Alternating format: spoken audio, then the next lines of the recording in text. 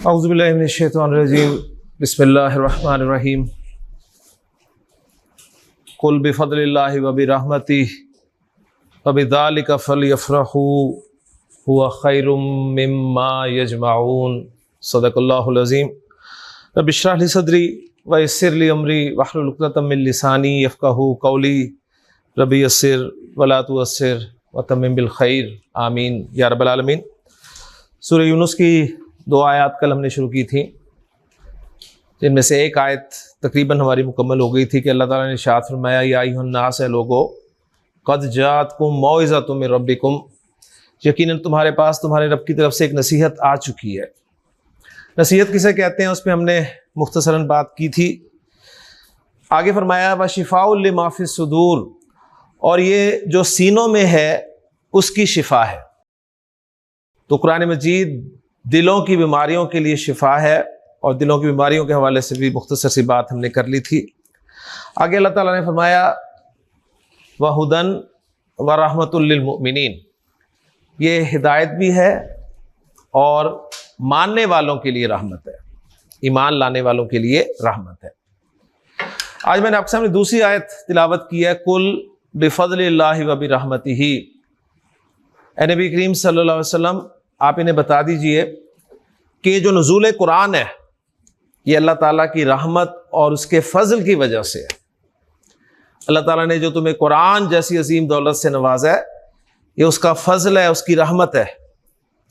फ़बिज़ालिका फ़लयफ़रहू, अगर खुशी मनानी है, सेलिब्रेट करना है, तो इसमें खुशी मनाओ कि अल्लाह ने तुम्हें कुरान जैसी अजीम दौलत से नवाजा है। और आखिर में फरमाया कि हुआ खैरुम मिम्मा यजमाऊन, ये हर उस चीज़ से बेहतर है जो ये जमा करते हैं। इंसान इस दुनिया में बहुत कुछ जमा करता है जी, पैसा जमा करता है, प्रॉपर्टी जमा करता है, और कोई कुछ जमा ना कर सके तो वो स्टैम्प जमा करनी शुरू कर देता है। एक शौक है इंसान के अंदर जमा करने का। तो अल्लाह ताला फरमा रहे हैं कि ये हर उस चीज़ से बेहतर है जो ये तुम जमा करते हो। अगर कोई जमा करना है तो कुरान जमा करो।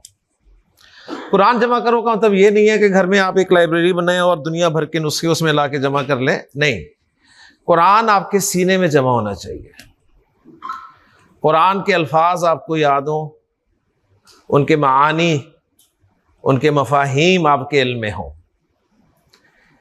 नबी करीम सल्लल्लाहु अलैहि वसल्लम का एक और फरमान है, इसके साथ जोड़ लेने से, आपने फरमाया कि जिस शख्स के दिल में कुरान का कुछ हिस्सा भी महफूज नहीं, वो एक वीरान घर की मानिंद है। यानी कुछ ना कुछ कुरान तो आपके पास जमा होना चाहिए। अल्लाह ताला से दुआ है कि अल्लाह ताला हमें कुरान मजीद की कद्र करने की तौफीक अता फरमाए। सबक की तरफ चलते हैं जी। आज हम इंशाअल्लाह ताला अपने इस्म को फिनिश करने लगे हैं। मुख्तसरन मैं दोहराता चलूँ कि हुरूफुल हिजा से हमारा लिसानुल कुरान कोर्स शुरू हुआ। अलिफ बा ता हमने पढ़े अरबी ज़ुबान के हुरूफुल हिजा, 3 बुनियादी हरकत पढ़ी, अलामत सुकून को देखा, और फिर इनके कॉम्बिनेशन से हमने लफ्ज़ बनाए। अलिफ और हमज़ा का फ़र्क भी हमारे सामने आ गया। लफ्ज़ जो बामाना थे उन्हें हमने कलिमा कहा और 3 अक़साम में तकसीम किया, इस्म, फ़ेल और हर्फ। इस्म को हमने बाकायदा पढ़ना शुरू किया। इस्म के माना हमने जाने कि इसके माना होते हैं नाम। ये किस किस का नाम हो सकता है वो हमारे सामने आया। किसी शख्स का नाम, किसी चीज़ का नाम, किसी जगह का नाम, किसी काम का नाम। इसमें ज़मायर भी शामिल थे, हर तरह के ज़मायर। इसमें सिफ़ात भी शामिल थी, हर तरह की सिफ़ात। इस्म को जुमले में इस्तेमाल करने के लिए हमें 4 बातें जानना ज़रूरी थी, जिनमें से 3 अल्हम्दुलिल्लाह हम पढ़ चुके हैं। पहली बात थी इस्म का मुज़क्कर या मुअन्नस डिक्लेयर करना, क्योंकि अरबी ज़ुबान में इस्तेमाल होने वाला हर इस्म या तो मुज़क्कर मुअन्नस होगा, या अगर मुज़क्कर मुअन्नस नहीं होगा तो उसका इस्तेमाल मुज़क्कर या मुअन्नस के तौर पे किया जाएगा। उसके लिए हमने मुअन्नस को तफसील से पढ़ा। मुअन्नस की 2 अक़साम हमारे सामने आई, हकीकी और गैर हकीकी। गैर हकीकी की 2 अक़साम सामने आई, अलामती और समाई। अदद इस्म का दूसरा पहलू था जिसको हमने तफसील से पढ़ा, और हमने देखा कि उर्दू और अंग्रेजी के बरक्स अरबी में 3 तरह का अदद पाया जाता है, वाहिद, मुसन्ना और जमा। एक के लिए वाहिद दो के लिए मुसन्ना, दो से ज़ायद के लिए जमा। वाहिद से मुसन्ना बनाने का तरीका हमने सीखा कि चाहे इसम मुज़क्कर हो चाहे मुअन्नस हो, एक ही फार्मूला लगता है। आखिरी हर्फ को ज़बर दे के अलिफ और नून ज़ेर नी, या आखिरी हर्फ को ज़बर दे के या और नून ज़ेर नी का इजाफा कर देते हैं। दो आवाज़ें महफूज कर ली, आनी ऐनी। जमा की दो अक़साम हमारे सामने आई, एक सालिम एक मुकस्सर। मुकस्सर जो विदाउट फार्मूला थी वो हमें याद करनी ही पड़नी थी। बहुत सारी जमा मुकस्सरें हमें आती हैं, मज़ीद इजाफा इंशाअल्लाह ताला होता रहेगा इस क्लास में। जमा सालिम हमने देखा कि ये फार्मूले के तहत बनती है, लेकिन मुज़क्कर में अलग फार्मूला है और मुअन्नस में अलग फार्मूला है।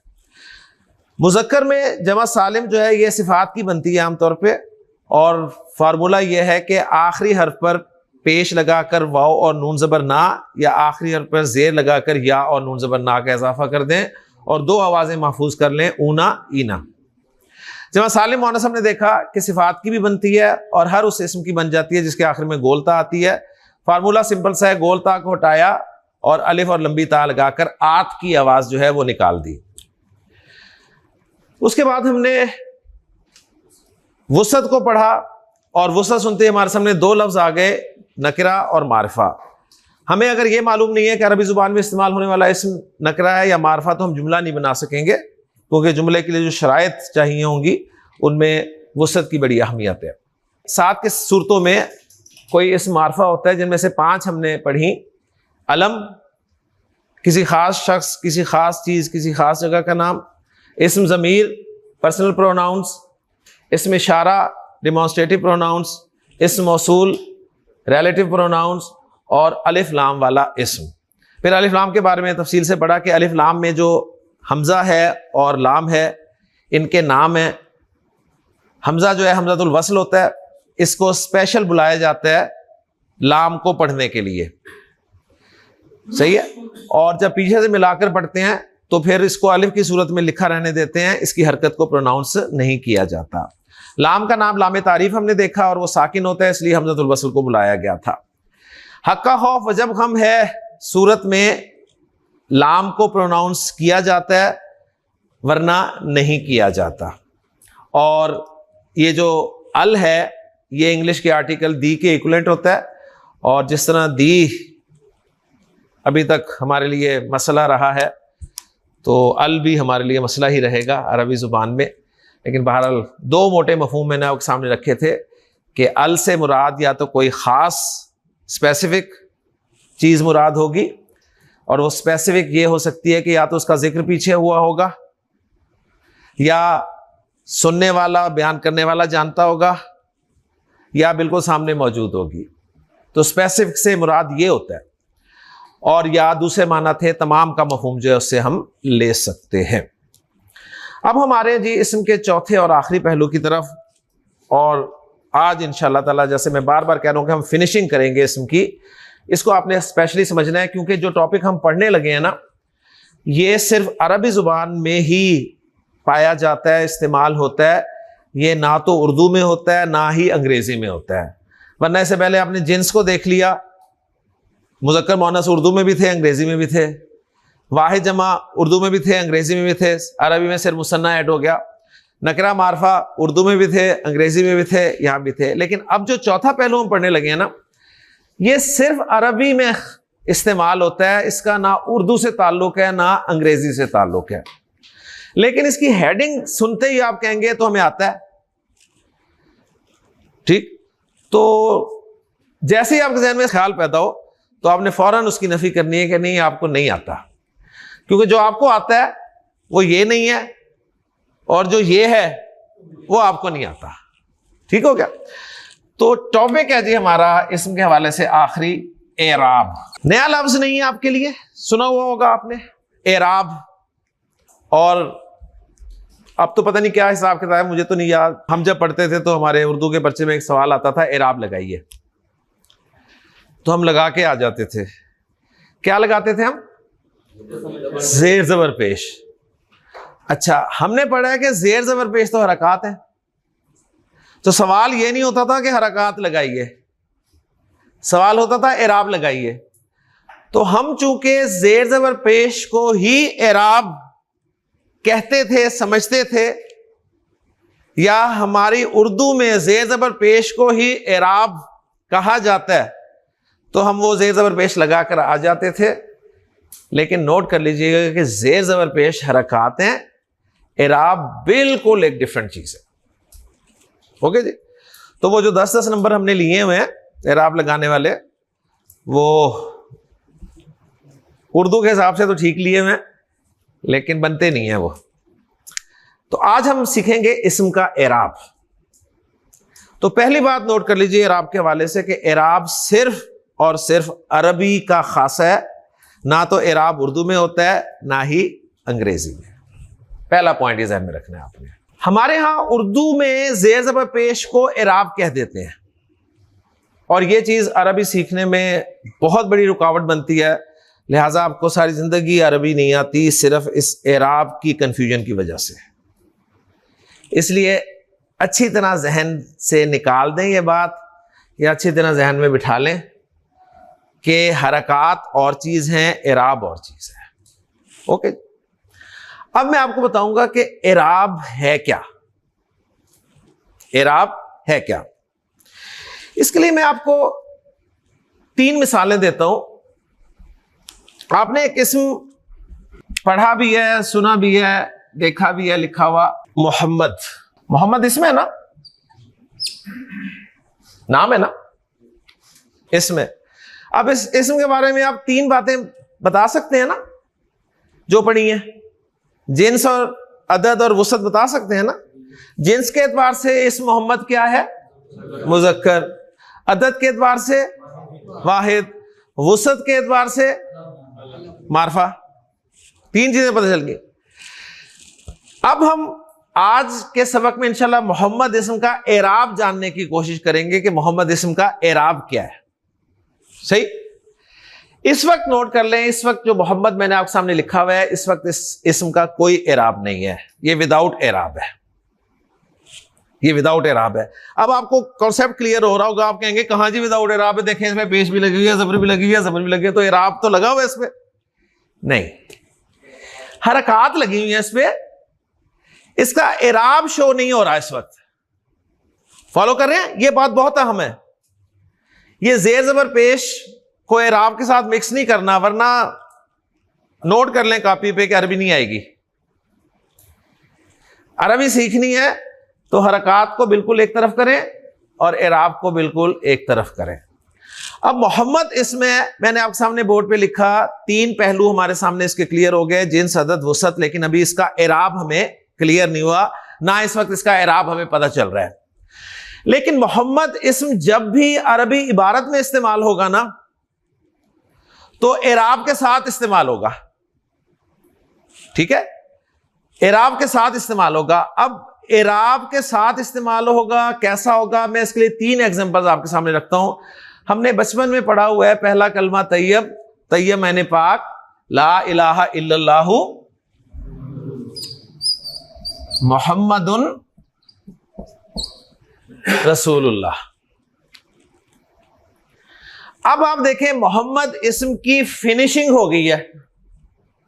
फिनिशिंग होगी ना? फिनिशिंग फॉलो कर रहे हैं ना? फिनिशिंग किसे कहते हैं? कुछ कमी थी ना, कुछ कमी थी ना, अब वो कंप्लीट हो गया। तो आपने कलिमा तैयब में मोहम्मद इस्म को इस सूरत में पढ़ा या लिखा हुआ देखा। उसके बाद जब आपने कलिमा शहादत पढ़ा, उसमें था अशहदु अल्ला इलाहा इल्लल्लाहु व अशहदु अन्ना मुहम्मदन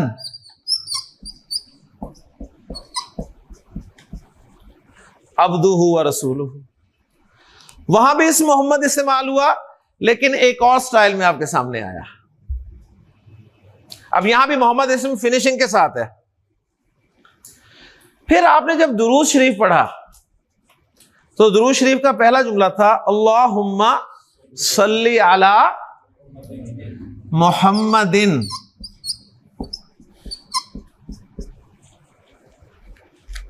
यहां आपने मोहम्मद इस्म की एक और शक्ल देखी। ऐसे है ना? लेकिन कभी आपने गौर ही नहीं किया, नहीं किया ना? कि वहां मोहम्मद उन पढ़ रहे हैं, वहां मोहम्मद अन पढ़ रहे हैं, यहां मोहम्मद इन पढ़ रहे हैं। मोहम्मदुन, मोहम्मदन, मोहम्मदिन, इस्म मोहम्मद एराब के साथ इस्तेमाल हुआ है, फिनिशिंग के साथ इस्तेमाल हुआ है। पहली शक्ल जो थी इसकी ये विदाउट एराब थी। अब 3 शक्लें जो हैं ये इसकी एराब वाली शक्लें हैं, यानी फिनिशिंग वाली शक्लें हैं। मजे की बात यह है कि तीनों शक्लों में इस मोहम्मद के माना में कोई तब्दीली वाक़ई नहीं होती। देखें, आपने जब कलेमा पढ़ा ला इलाहा इल्लल्लाहु, अल्लाह के सिवा कोई माबूद नहीं, ठीक है ना, और मोहम्मदुर रसूलुल्लाह, मोहम्मद सल्लल्लाहु अलैहि वसल्लम अल्लाह के रसूल हैं। मोहम्मद के माना मोहम्मद ही किए हैं ना। कलमा शहादत में जो आपने पढ़ा कि मैं गवाही देता हूं ला इलाहा इल्लल्लाह की और मोहम्मद सल्लल्लाहु अलैहि वसल्लम के अल्लाह के रसूल होने की, तो मोहम्मद के माना मोहम्मद ही रहे। जब आपने तीसरे फिक्रे में दुआ पढ़ी कि अल्लाहुम्मा सल्ली अला मुहम्मदिन, तो तर्जुमा क्या किया, ए अल्लाह मोहम्मद सल्लल्लाहु अलैहि वसल्लम पर रहमत नाजिल फरमा। तो इस मोहम्मद के माना में तब्दीली कोई वाक़ई नहीं हुई, लेकिन इस मोहम्मद का एराब बदल गया, ऐसे कहेंगे, इस मोहम्मद का एराब बदल गया। अब ये अच्छी तरह मैं आपको पहले बता चुका हूं कि ये एराब जो है ना, ये उर्दू में नहीं होता, ठीक है। उर्दू में देखें, मैं मोहम्मद इसम यूज कर रहा हूं 3 जुमलों में, तो मोहम्मद ही बोल रहा हूं ना। इंग्लिश में मैं 3 जुमलों में मोहम्मद इसम इस्तेमाल करूंगा तो मोहम्मद ही बोलूंगा ना। अरबी में जब मैं मोहम्मद को इस्तेमाल करूंगा तो इन 3 शक्लों में से किसी एक शक्ल में इस्तेमाल करूंगा। कब मैंने ये शक्ल इस्तेमाल करनी है, कब मैंने ये शक्ल इस्तेमाल करनी है, कब मैंने ये शक्ल इस्तेमाल करनी है, ये बात है आगे की। लेकिन इस वक्त आप ये बात ध्यान में रखें कि अरबी जुबान में इस्तेमाल होने वाला कोई भी इस्म जो है ना, कोई भी इस्म,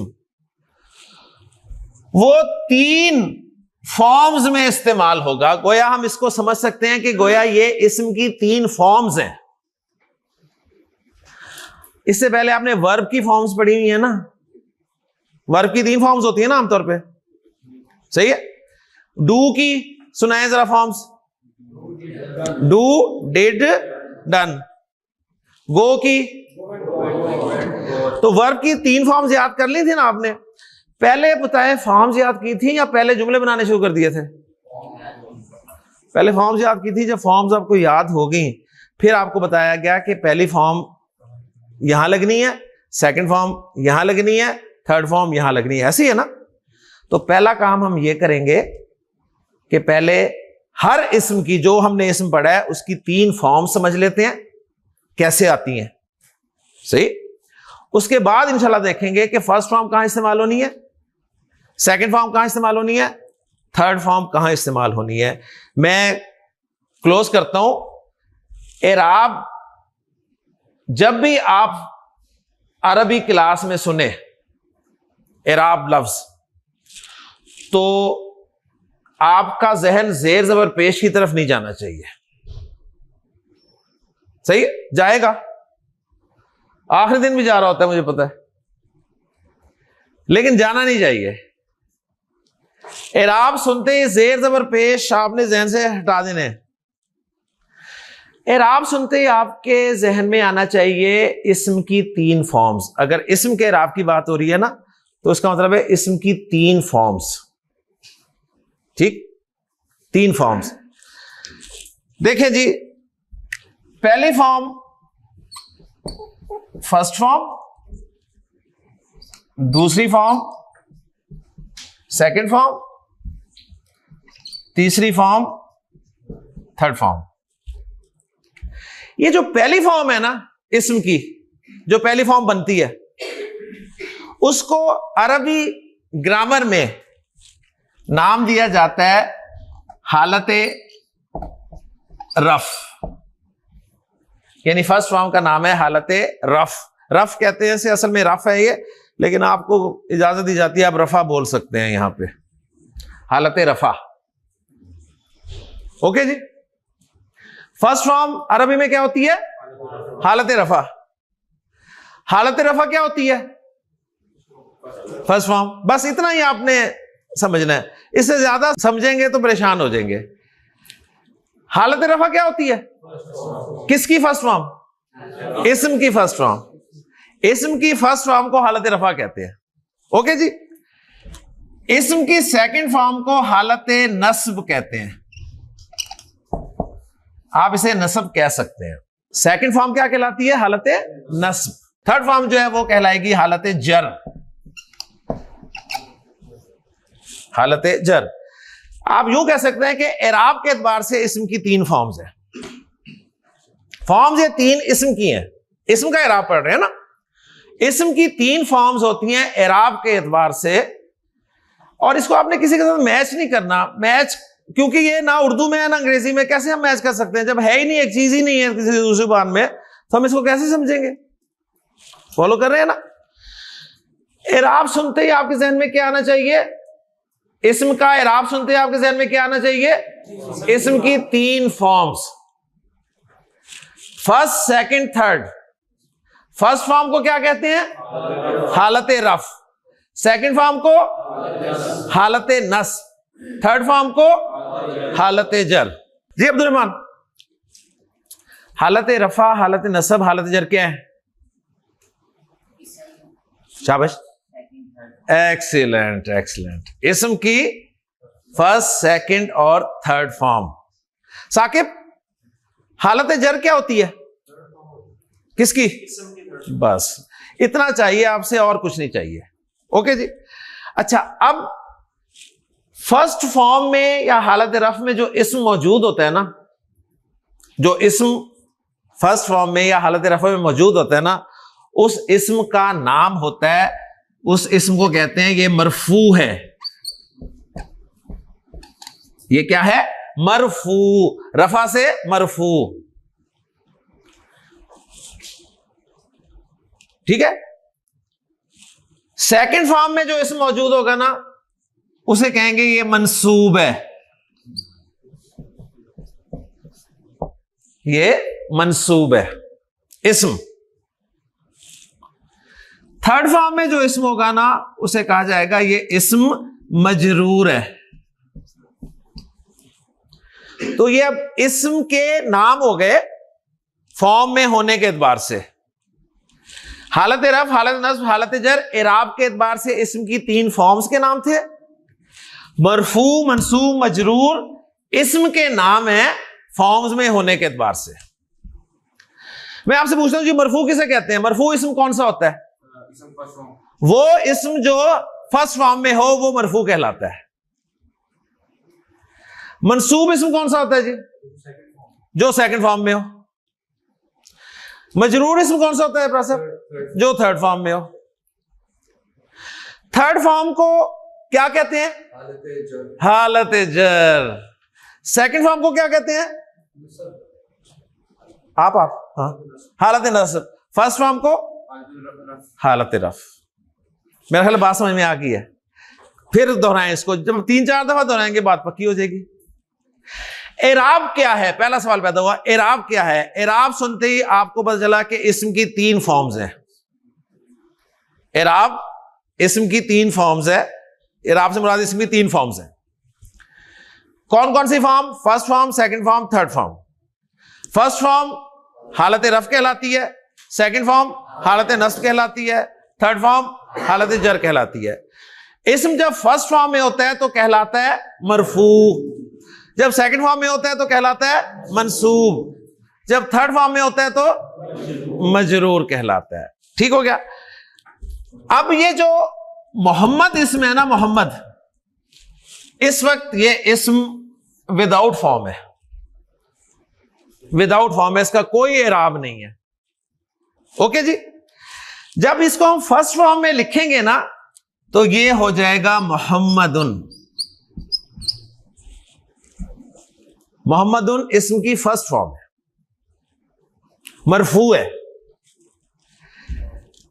मोहम्मदन इस्म की सेकंड फॉर्म है, मंसूब है। मोहम्मदिन इस्म की थर्ड फॉर्म है यानी मजरूर है। आपको एक बात तो अल्हम्दुलिल्लाह पता चल गई कि कलिमा तैयब में इस्म मोहम्मद मरफू इस्तेमाल हुआ है, ठीक है। कलिमा शहादत में इस्म मोहम्मद मंसूब इस्तेमाल हुआ है। दुरूद शरीफ में इस्म मोहम्मद मजरूर इस्तेमाल हुआ है। ये पहले आपको पता था? नहीं पता था ना, ये पता चल गया ना। अब इंशाअल्लाह ताला मजीद आगे जाएंगे तो ये भी पता चल जाएगा कि कलिमा तैयबा में मरफू क्यों इस्तेमाल हुआ है, कलिमा शहादत में मंसूब क्यों इस्तेमाल हुआ है, दुरूद शरीफ में मजरूर क्यों इस्तेमाल हुआ है, ये बाद में पता चलेगा। पहला काम हमने इस्म की 3 फॉर्म्स बनानी, पहचाननी शुरू कर दी है। ओके जी। अब एक बात मुझे बता दें कि इस्म मोहम्मद जो है ये वाहिद है ना, मुज़क्कर है, ठीक है। यहां से रिजल्ट एक निकाल लें कि जो भी इस्म वाहिद और मुज़क्कर होगा ना, जो भी इस्म वाहिद मुज़क्कर होगा, क्या कहा मैंने, जो भी इस्म वाहिद मुज़क्कर होगा उसकी फिनिशिंग, उसकी फर्स्ट, सेकंड और थर्ड फॉर्म आपने इसी पैटर्न पे बनानी है। ये पेट फार्मूला हो गया। जो भी इस्म वाहिद और मुज़क्कर होगा ना, सही, मैं आपसे पूछूं इस इस्म की तीनों फॉर्म्स बोले तो आपने पहचानना है कि ये इस्म वाहिद मुज़क्कर है। अगर है तो आपने इसी पैटर्न पे 3 फॉर्म्स बोल देनी है। पैटर्न क्या है, यानी आखिरी हर्फ पे 2 पेश फर्स्ट फॉर्म में, आखिरी हर्फ पे 2 ज़बर सेकंड फॉर्म में, आखिरी हर्फ पे 2 ज़ेर थर्ड फॉर्म में। समझ आ गई बात, क्लियर होगी बात? तो शुरू करते हैं, बाकी इंशाल्लाह आहिस्ता आहिस्ता समझ आएगा जी। वाहिद और मुज़क्कर दोनों, यानी वाहिद मुज़क्कर दोनों क्वालिटीज उसमें होनी चाहिए, नकरा मारफा वाली बात नहीं है बस। ठीक हो गया जी। आपसे शुरू करते हैं सर, मुझे बताइए ज़ैद, मैं आपसे कहूं ज़ैद लफ्ज जो है इसका एराब क्या है इस वक्त? आप कहेंगे इसका एराब इस वक्त कोई नहीं है, इस वक्त कोई एराब नहीं है। लेकिन जब आप इबारत में इस्तेमाल करेंगे ना तो किसी ना किसी एराब के साथ इस्तेमाल करेंगे, यानी किसी ना किसी फॉर्म में इस्तेमाल करेंगे इसको। अब ज़ैद वाहिद मुज़क्कर है तो आपको पता चल गया कि वाहिद मुज़क्कर इस्म का एराब आपने कैसे बयान करना होता है। तो ज़ैद का तीनों फॉर्म में एराब बोल दें, ज़ैदुन, ज़ैदन, ज़ैदिन। माशाल्लाह। पहले आपको ज़ैद के बारे में 3 चीजें पता थी, इसके ज़ैद मुज़क्कर है, ज़ैद वाहिद है, ज़ैद मारिफ है। अब आपको ज़ैद का एराब भी बताना आ गया कि ज़ैद मरफू जब होता है तो ज़ैदुन होता है, ज़ैद जब मंसूब होता है तो ज़ैदन होता है, ज़ैद जब मजरूर होता है तो ज़ैदिन होता है। अभी आप बस जो मैं आपको करवा रहा हूं ना उसे ही करें। अभी जो जहन में और सवालात ख्यालात आ रहे हैं ना उनको साइड पे करते जाए, साइड जैसे कोई सवाल है परे कर दें उसको। अभी बस इसे फॉलो करें फिर समझ में आएगी, वरना एराब आपको कंफ्यूज करेगा, मैं आपको बता दूं। ठीक है जी, रेडी, पक्की बात है। अली, अली लफ्ज है,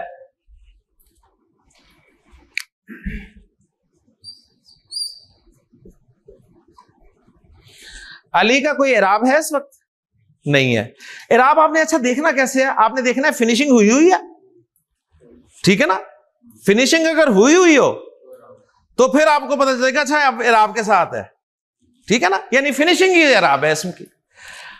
अली विदाउट एराब है। अच्छा जी, ये वाहिद है, मुज़क्कर है, वेरी गुड। तो वाहिद मुज़क्कर का एराब कैसे बोलते हैं 3 फॉर्म्स में? अलीयुन, अलीयन, अलीयन।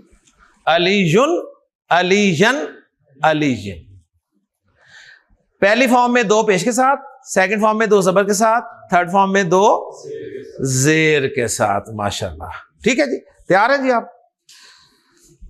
कलम मैं बोल रहा हूं, कलम, कलम का कोई एराब बोल रहा हूं मैं, कलम का एराब बोल दो। माशाल्लाह। लीजिए वाहिद मुज़क्कर इसमें मैं आपके सामने बोल रहा हूं, आपने सबका एराब एक दफा बोल देना है जी। किताब, किताब वाहिद और मुज़क्कर। बस ठीक है, अब आप मैंने वाहिद मुज़क्कर इसम बोलना है। किताबुन किताबन किताबन। एक्सीलेंट जी। बैत, बैतुन बैतन बैतन। जी उस्ताद, उस्तादन उस्तादन उस्ताद। जी मुस्लिम, दोबारा मुस्लिमन मुस्लिमन। काफिर, काफिर,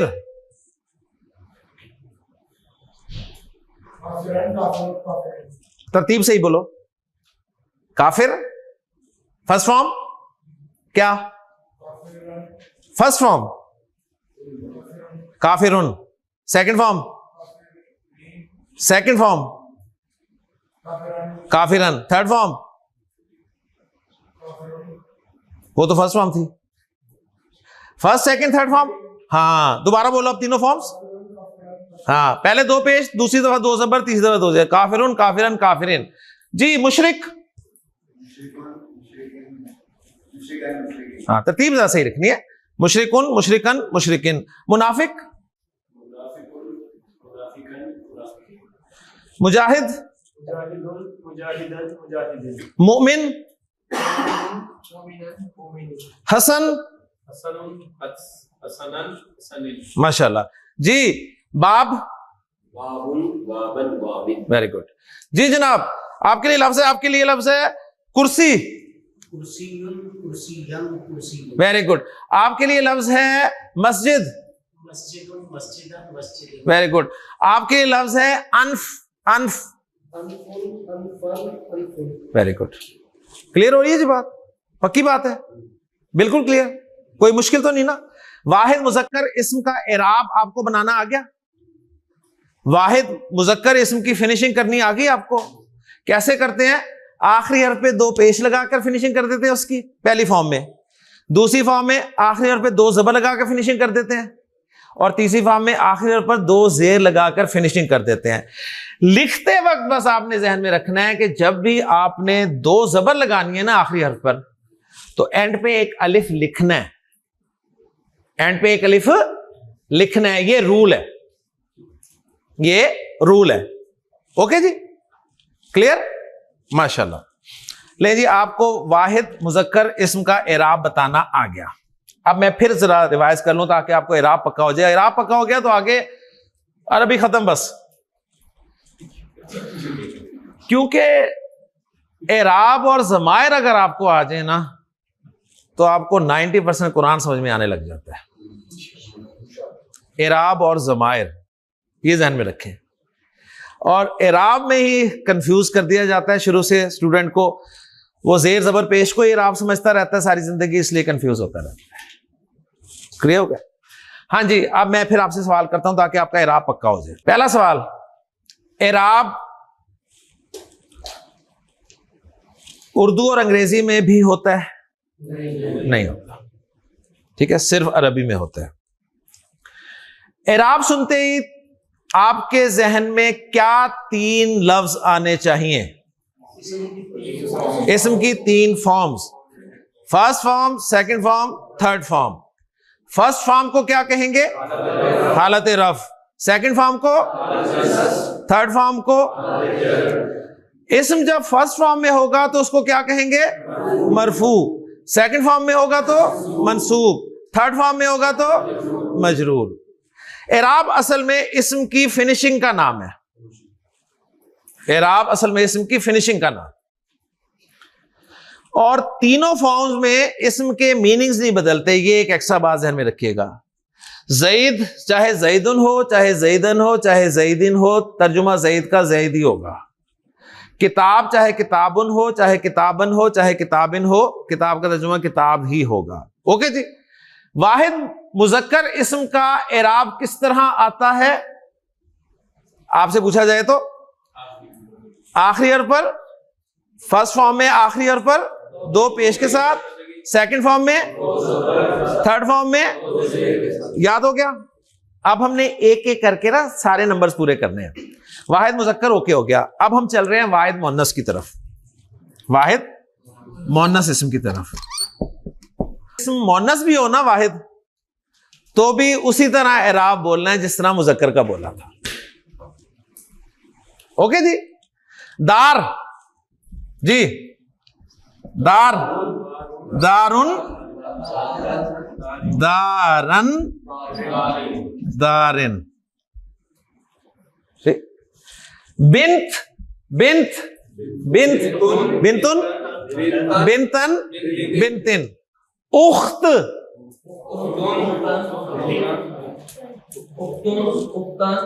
शाबाश। उम्मुन,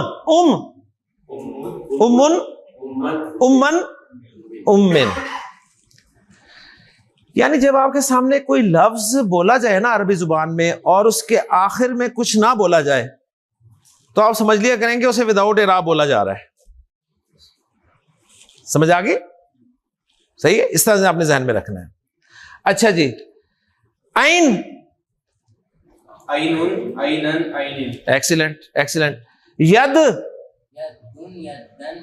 very good, very good, very good. उजुन, उजुन, कान को कहते हैं उजुन, अरबी जुबान में कान को कहते हैं उजुन। सही पढ़ो, सही पढ़ो।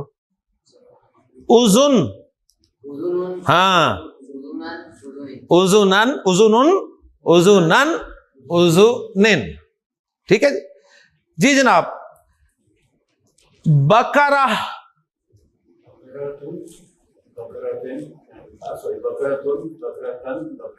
बकरातुन, बकरातन, बकरातिन। ठीक है। अब देखिए कुरान मजीद में आपके सामने आएगा कि हजरत मूसा अलैहिस्सलाम ने अपनी कौम से कहा कि इन्नल्लाह यअमुरुकुम अन तज़बहू बकरतन। तो आपको फौरन पता चल गया मंसूब इस्तेमाल हुआ है। ठीक है, पहले आपको नहीं पता था। हाँ गुड सर, यहीं से मैं अब बताने लगा हूं।